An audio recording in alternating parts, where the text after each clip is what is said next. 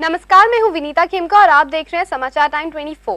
आप सबका स्वागत है हमारी आज की खास पेशकश देश विदेश में। फिल्म उड़ता पंजाब को लेकर बॉम्बे हाई कोर्ट में सुनवाई शुरू हो चुकी है। सेंसर बोर्ड का कहना है कि फिल्म के गानों में जिन शब्दों का इस्तेमाल किया गया है वे बेहद आपत्तिजनक हैं। सेंसर बोर्ड का कहना है कि फिल्म में बार बार कंजर शब्द का इस्तेमाल किया गया है, जो कि गलत है। दूसरी तरफ हाईकोर्ट का कहना है कि जो लोग मल्टीप्लेक्स में जाके मूवीज देखते हैं वो इतने मैच्योर हैं कि फिल्म का असली मतलब समझ सके।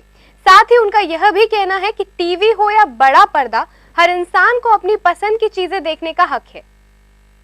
मामले में गुरुवार को भी सुनवाई हुई थी, लेकिन कोर्ट ने कोई फैसला नहीं दिया था।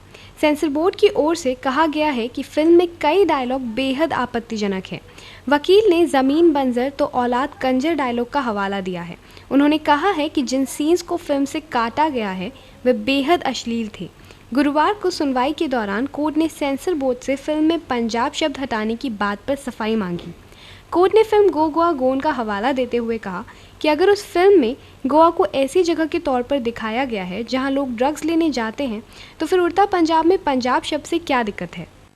बांग्लादेश में शुक्रवार को हमलावरों ने एक हिंदू आश्रम कर्मी की हत्या कर दी। आश्रम कर्मी नित्यरंजन पांडे जब सुबह सैर पे निकले तो उनकी गला रेतकर हत्या कर दी गई। बांग्लादेश पुलिस फिलहाल जांच में जुटी है। एसएसपी सलीम खान ने बताया कि ठाकुर अनुकूल चंद्र सत्संग परम तीर्थ हिमायतपुर धाम आश्रम के 60 वर्षीय नित्यरंजन पांडे पर कई हमलावरों ने हमला किया और उनकी गर्दन पर वार किए। वह पिछले 40 साल से स्वयंसेवक के तौर पर वहां काम करते थे। अब तक किसी ने इस हत्या की जिम्मेदारी नहीं ली है। मुस्लिम बहुल देश में धार्मिक अल्पसंख्यकों और धर्मनिरपेक्ष कार्यकर्ताओं पर मुस्लिम चरमपंथियों के निर्मम हमलों की कड़ी में 7 जून को संदिग्ध इस्लामिक स्टेट के जिहादियों ने एक पुजारी का सिर काटकर उसकी हत्या कर दी थी। बीते 3 दिनों में इस तरह की हत्या की यह दूसरी वारदात है। बताते चले कि बांग्लादेश में अल्पसंख्यकों, धर्मनिरपेक्ष ब्लॉगरों, बुद्धिजीवियों और विदेशियों पर हमले बढ़े हैं। बीते रविवार को चरमपंथियों ने एक पुलिस अधिकारी की पत्नी की गोली मारकर हत्या कर दी थी। इसके कुछ ही घंटे बाद एक गिरजाघर के पास एक ईसाई कारोबारी की हत्या कर दी गई थी। इसी साल फरवरी में भी आतंकवादियों ने एक मंदिर के एक अन्य पुजारी को चाकू मारकर हत्या कर दी थी। उसकी मदद के लिए आए एक श्रद्धालु को घायल कर दिया गया था। अप्रैल में हथियार से लैस आईएसआईएस के आतंकवादियों ने एक उदारवादी प्रोफेसर की राजशाही शहर स्थित उनके घर पर गला रेतकर हत्या कर दी थी। केरल में तैनात एक आईएएस अफसर आजकल सोशल मीडिया पर बहुत ज्यादा चर्चा में है। यह अफसर अपने नेक कामों की वजह से चर्चा में है। कोयको के डीएम एन प्रशांत अपने दफ्तर में उन बच्चों के लिए स्कूल चला रहे हैं जो बच्चे किन्हीं कारणों की वजह से स्कूल नहीं जा पाते हैं। हुआ यूं कि शहर का एक प्राइमरी स्कूल सुप्रीम कोर्ट के आदेश के बाद सील कर दिया गया था। इसके बाद इसमें पढ़ने वाले बच्चे तालीम पाने से वंचित हो गए, लेकिन प्रशांत ने इन बच्चों की पढ़ाई जारी रखने के इंतजाम किए और अपने दफ्तर में उन्हें जगह दी। डीएम ऑफिस के एक हिस्से में इन बच्चों को बैठाने की जगह बना दी गई है। यही नहीं, स्कूल का समूचा स्टाफ भी यहीं बैठता है और अपनी जिम्मेदारियां पूरी करता है। कलेक्टर महोदय ने इस अस्थायी स्कूल में पढ़ रहे सभी बच्चों के खाने की व्यवस्था भी कर दी है। प्रशांत इससे पहले भी चर्चा में रहे हैं जब इन्होंने इस जिले में गरीबों के लिए फूड कूपन योजना की शुरुआत की थी। ये फूड कूपन जिले में 25 डिस्ट्रीब्यूशन केंद्रों पर उपलब्ध है। यह प्रोजेक्ट रेस्टोरेंट्स के बाहर रखे कलेक्शन बॉक्स में इकट्ठा होने वाले पैसे से चलाया जा रहा है।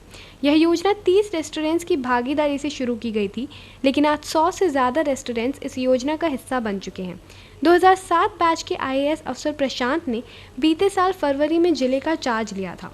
36 साल के प्रशांत ने अपने दफ्तर के नाम एक ऑफिशियल फेसबुक पेज बनाया है और आज की तारीख में 2 लाख से भी ज़्यादा लोग इस पेज से जुड़ चुके हैं। दिल्ली विधानसभा के विशेष सत्र के दूसरे दिन सदर टैंकर घोटाले का मामला उठाया गया।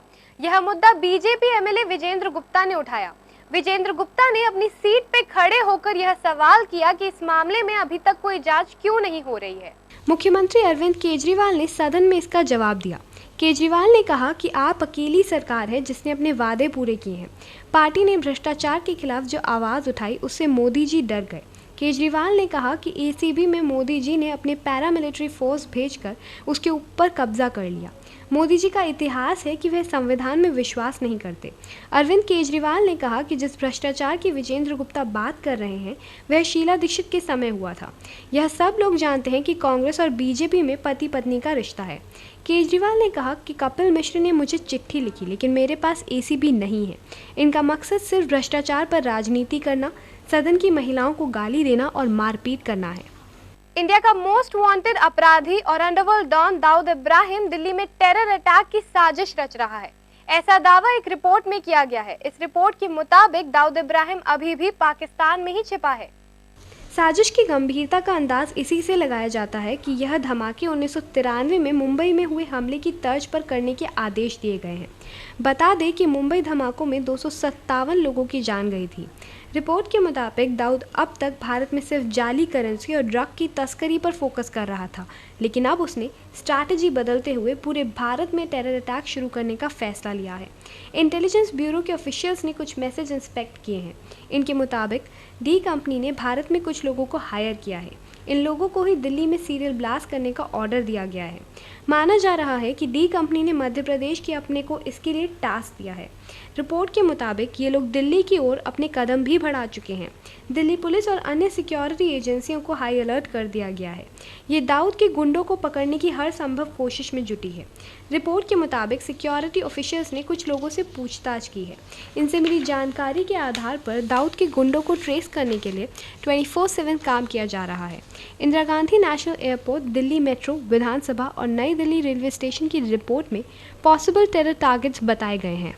वक्त हो चला है एक ब्रेक का, और ब्रेक के बाद हम आपको बताएंगे कि यूपी के असेंबली इलेक्शंस में कौन बन सकता है बीजेपी का चेहरा।